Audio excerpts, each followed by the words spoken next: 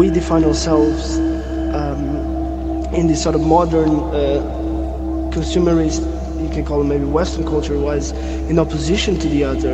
I am X, I am Y, I'm politically, I am this piece of the pie, and sexually I am this, and you always got to define yourself in opposition, and so you're always fighting in a sense, because you put yourselves into this game of labels, like you guys said. And it's weird because at the end of the day there's no labels.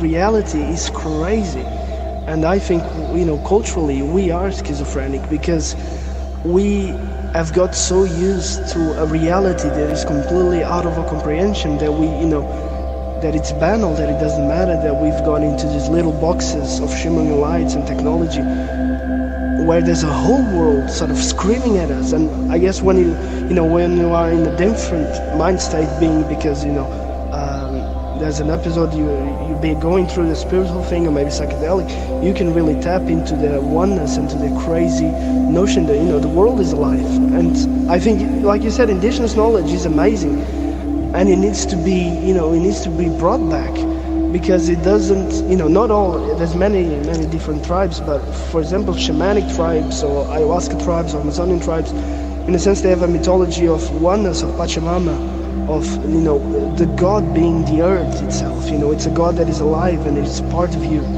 and you interact with it, and of course you're something, but you're something in comparison to the whole.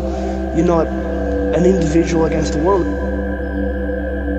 What happened if chaos hit, if a meteor, if a political thing, if a bigger pandemic, or don't forget the earth is alive, so it could be geographical wise, it could be like a earthquake or volcano.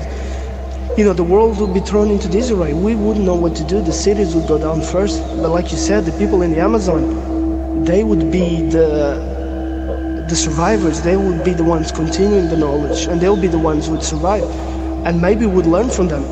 Graham M. Cockey thinks this already happened in a sense with the Egyptians. He thinks there was a tribe before the Egyptians, a big sort of, maybe what they call Atlantis, maybe what they called other names, but there was a big cataclysm because of the melting of the icebergs, and the whole civilization was destroyed, but there was people who survived, and then passed on the knowledge to the people that were living as hunter-gatherers.